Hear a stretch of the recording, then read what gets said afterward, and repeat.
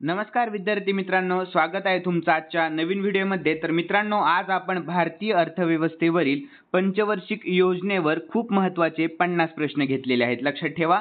आणि मित्रांनो, जर तुम्हाला या व्हिडिओची PDF हवी असेल ना, तर व्हिडिओच्या डिस्क्रिप्शन बॉक्समध्ये तुम्हाला टेलिग्राम चॅनलची लिंक दिलेली आहे, तेथे जाऊन तुम्हाला सर्व व्हिडिओच्या PDF अगदी फ्रीमध्ये भेटून जातील, ठीक आहे। तर चला न वेळ वाया घालवता व्हिडिओला सुरुवात करूयात।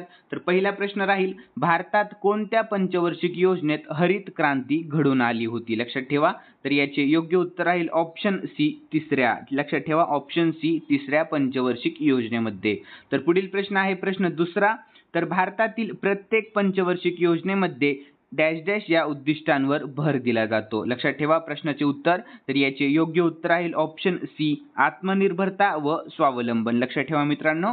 तर पुढील प्रश्न राहील तिसरा, पहिल्या पंचवार्षिक योजनेत खालीलपैकी कोणत्या क्षेत्राला अग्रक्रम देण्यात आला होता? लक्षात ठेवा। तर याचे योग्य उत्तर राहील ऑप्शन बी शेती या क्षेत्राला। कोणत्या क्षेत्राला? शेती या क्षेत्राला। पुढील प्रश्न पाहून घेऊयात मित्रांनो। प्रश्न आहे चौथा,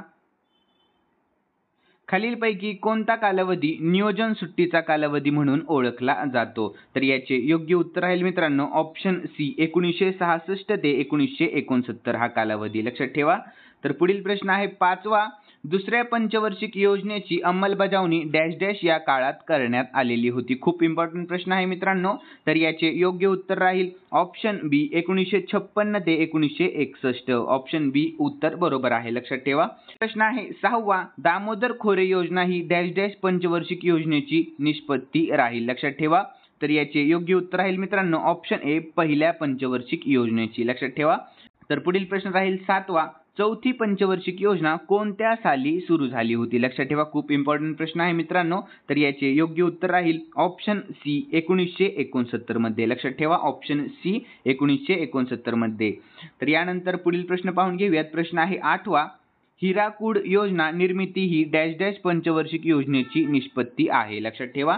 तर याचे योग्य उत्तर राहील मित्रांनो ऑप्शन ए पहिल्या, लक्षात ठेवा ऑप्शन ए पहिल्या, ठीक आहे। तर पुढील प्रश्न पाहून घेऊयात। प्रश्न आहे नववा, भारतातील पहिला खत कारखाना पहिल्या पंचवार्षिक योजनेत डॅश डॅश येथे सुरू झाला? तर याचे योग्य उत्तर राहील ऑप्शन बी सिंद्री, लक्षात ठेवा मित्रांनो ऑप्शन बी सिंद्री या ठिकाणी सुरू झाला। पुढील प्रश्न आहे दहावा, दुसऱ्या पंचवार्षिक योजनेचे मुख्य उद्दिष्ट काय होते? ठीक आहे मित्रांनो, लक्षात ठेवा खूप इम्पॉर्टंट प्रश्न आहे। तर याचे योग्य उत्तर राहील ऑप्शन डी औद्योगिकरण, लक्षात ठेवा मित्रांनो खूप इम्पॉर्टंट प्रश्न आहे। प्रश्न आहे अकरावा, डॅश डॅश रोजी राष्ट्रीय विकास समितीकडून 10व्या पंचवार्षिक योजनेस मंजुरी देण्यात आली आहे? लक्षात ठेवा। तर याचे योग्य उत्तर राहील ऑप्शन ए 21 डिसेंबर 2002 रोजी, लक्षात ठेवा खूप इम्पॉर्टंट प्रश्न आहे। तर पुढील प्रश्न राहील 12वा, भारतात शेती पाठोपाठ रोजगार उपलब्ध करून देणारा दुसऱ्या क्रमांकाचा उद्योग डॅश डॅश हा आहे? लक्षात ठेवा। तर याचे योग्य उत्तर राहील ऑप्शन ए हातमाग, लक्षात ठेवा मित्रांनो। यानंतर प्रश्न 13वा पाहून घेऊयात, गरिबी हटाव आणि आत्मनिर्भरता ही डॅश डॅश पंचवार्षिक योजनेची प्रमुख उद्दिष्टे होती? ठीक आहे, लक्षात ठेवा प्रश्न। तर याचे योग्य उत्तर राहील ऑप्शन बी पाचव्या पंचवार्षिक योजनेची प्रमुख उद्दिष्टे होती, लक्षात ठेवा। तर यानंतर प्रश्न 14वा राहील मित्रांनो, 11व्या पंचवार्षिक योजनेचा कालावधी डॅश डॅश आहे? ठीक आहे, लक्षात ठेवा। तर प्रश्न 14व्याचं उत्तर राहील ऑप्शन सी 2007 ते 2012 हा कालावधी 11व्या पंचवार्षिक योजनेचा आहे, लक्षात ठेवा। तर यानंतर प्रश्न पाहून घेऊयात। प्रश्न आहे 15वा, भारतामध्ये एकूण किती पंचवार्षिक योजना राबविली आहेत? खूप इम्पॉर्टंट प्रश्न आहे मित्रांनो, प्रश्नाला अजिबात इग्नोर करू नका।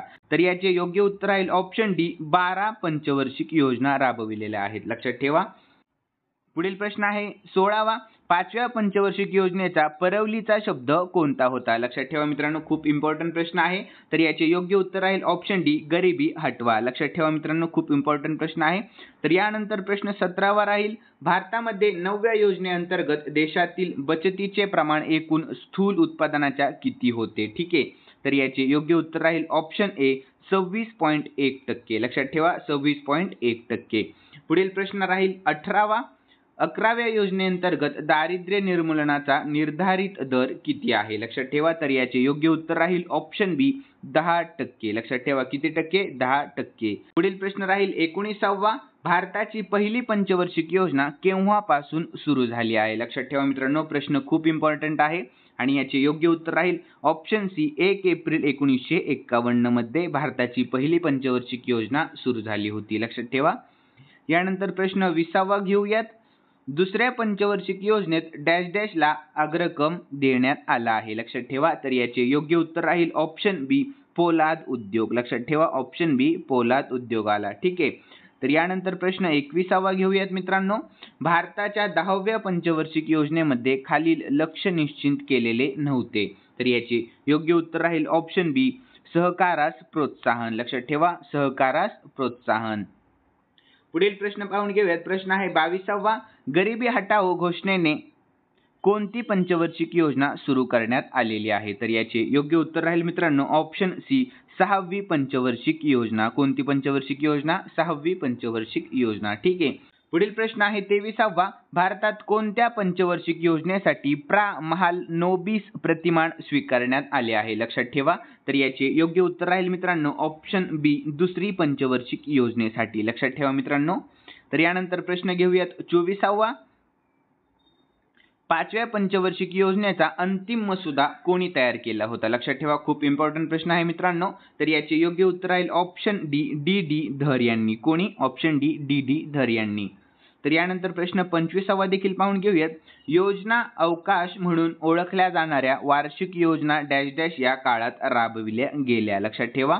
तर याचे योग्य उत्तर राहील ऑप्शन बी 1966 ते 1969 या कालावधीमध्ये. लक्षात ठेवा मित्रांनो. तर यानंतर प्रश्न 26वा पाहून घेऊयात. राष्ट्रीय विकास परिषदेची स्थापना कधी करण्यात आलेली आहे. लक्षात ठेवा. तर याचे योग्य उत्तर राहील ऑप्शन सी 6 ऑगस्ट 1952 मध्ये. लक्षात ठेवा. तर पुढील प्रश्न राहील 27वा. खालीलपैकी कोणती जोडी चुकीची आहे. लक्षात ठेवा आपल्याला जोडी चुकीची ओळखायची आहे यामध्ये. तर याचे योग्य उत्तर राहील ऑप्शन बी तिसरी पंचवार्षिक योजना. लक्षात ठेवा. तर तिसरी पंचवार्षिक योजना 1966 ते 1971 मध्ये झाली. ही जोडी चुकीची दाखवलेली आहे आणि या तिन्ही जोडी बरोबर दाखवलेल्या आहेत. लक्षात ठेवा मित्रांनो. यानंतर प्रश्न 28वा पाहून घेऊयात. 10व्या पंचवार्षिक योजनेत कोणते क्षेत्र गाभा क्षेत्र म्हणण्यात आले आहे. लक्षात ठेवा. तर याचे योग्य उत्तर राहील ऑप्शन डी कृषी क्षेत्र. कोणते क्षेत्र? कृषी क्षेत्र. पुढील प्रश्न आहे 29वा. तर जलद औद्योगिक विकासासाठी आवश्यक औद्योगिकीकरण साध्य करण्याकरिता अवजड उद्योगांमधील गुंतवणुकीवर भर देण्याविषयीची रणनीती म्हणजे काय आहे. लक्षात ठेवा. तर याचे योग्य उत्तर राहील ऑप्शन सी महालनोबिस प्रतिमान. लक्षात ठेवा ऑप्शन सी महालनोबिस प्रतिमान. तर यानंतर प्रश्न 30वा पाहून घेऊयात. किमान जीवनमान पुरविण्यासाठी भारतीयांचा भौतिक आणि सांस्कृतिक दर्जा सुधारणे हे डॅश डॅशशी संबंधित आहे. तर याचे योग्य उत्तर राहील ऑप्शन बी गांधी प्रतिमान. लक्षात ठेवा गांधी प्रतिमान. मित्रांनो पुढील प्रश्न पाहून घेऊयात. 31वा. 6व्या पंचवार्षिक योजनेनुसार शहरी भागातील व्यक्ती डॅश डॅश एवढे उष्मांक मिळवू शकत नसेल तर ती व्यक्ती दारिद्र्यात असे म्हणता येते. लक्षात ठेवा. तर याचे योग्य उत्तर राहील मित्रांनो ऑप्शन बी 2100. लक्षात ठेवा 2100. ठीक आहे. तर पुढील प्रश्न पाहून घेऊयात. प्रश्न आहे 32वा मित्रांनो. खालीलपैकी कोणते प्रतिरूप भांडवल हा आर्थिक वाढीतील महत्त्वाचा घटक मानते. ठीक आहे. तर याचे योग्य उत्तर राहील मित्रांनो ऑप्शन बी हेरॉल्ड डोमर. लक्षात ठेवा हेरॉल्ड डोमर. ठीक आहे. पुढील प्रश्न आहे 33वा. खालीलपैकी कोणी विकासाची वेतन वस्तू व्यूहरचना तयार केलेली आहे. लक्षात ठेवा. तर याचे योग्य उत्तर राहील मित्रांनो ऑप्शन सी CN वकील आणि PR ब्रह्मानंद यांनी. लक्षात ठेवा खूप इम्पॉर्टंट प्रश्न आहे मित्रांनो. यानंतर प्रश्न 34वा पाहून घेऊयात. कोणत्या योजनेला रोजगार निर्मिती जनक योजना असे म्हणतात. लक्षात ठेवा खूप इम्पॉर्टंट प्रश्न आहे मित्रांनो. तर याचे योग्य उत्तर राहील ऑप्शन बी 7वी. लक्षात ठेवा 7व्या योजनेला रोजगार निर्मिती जनक योजना असे म्हटले जाते. ठीक आहे. तर पुढील प्रश्न आहे 35वा मित्रांनो. एकात्मिक ग्रामीण विकास कार्यक्रमाने खालील कोणते लाभार्थी आहेत. लक्षात ठेवा. तर याचे योग्य उत्तर राहील ऑप्शन डी वरील सर्व. अल्पभूधारक शेतकरी, अत्य अल्पभूधारक शेतकरी आणि भूमिहीन शेतकरी. ठीक आहे. तिन्ही बरोबर आहे. लक्षात ठेवा मित्रांनो. तर यानंतर 36वा प्रश्न पाहून घेऊयात. प्रश्न आहे 36वा. 10व्या पंचवार्षिक योजनेत एकूण खर्चाच्या सर्वात जास्त वाटप डॅश डॅश या क्षेत्रासाठी ठेवण्यात आले आहे. लक्षात ठेवा. तर याचे योग्य उत्तर राहील ऑप्शन ए ऊर्जा क्षेत्र. कोणत्या क्षेत्रासाठी? ऊर्जा क्षेत्र. ठीक आहे. तर पुढील प्रश्न आहे 37वा. 7व्या पंचवार्षिक योजनेसाठी सर्वात जास्त वित्त पुरवठा डॅश डॅश या स्रोतापासून मिळालेला आहे. लक्षात ठेवा. तर याचे योग्य उत्तर राहील ऑप्शन बी बाजारातील कर्ज. लक्षात ठेवा ऑप्शन बी बाजारातील कर्ज. पुढील प्रश्न आहे मित्रांनो 38वा. दुसऱ्या पंचवार्षिक योजना काळात खालीलपैकी कोणत्या ठिकाणी लोह पोलाद कारखाना सुरू करण्यात आला नाही. लक्षात ठेवा. तर याचे योग्य उत्तर राहील ऑप्शन डी बोकारो झारखंड या ठिकाणी. लक्षात ठेवा बोकारो झारखंड या ठिकाणी. तर पुढील प्रश्न आहे मित्रांनो 39वा. जनता पक्षाने खालीलपैकी कोणत्या कालावधीसाठी 6वी पंचवार्षिक योजना जाहीर केली होती. लक्षात ठेवा. तर याचे योग्य उत्तर राहील मित्रांनो ऑप्शन सी 1978 ते 1983 या कालावधीसाठी. लक्षात ठेवा. तर पुढील प्रश्न राहील 40वा मित्रांनो 11व्या पंचवार्षिक 2007 ते 2012 योजनेच्या प्रत्यक्ष खर्चामध्ये कोणते क्षेत्र अग्रणी होते. लक्षात ठेवा खूप इम्पॉर्टंट प्रश्न आहे मित्रांनो.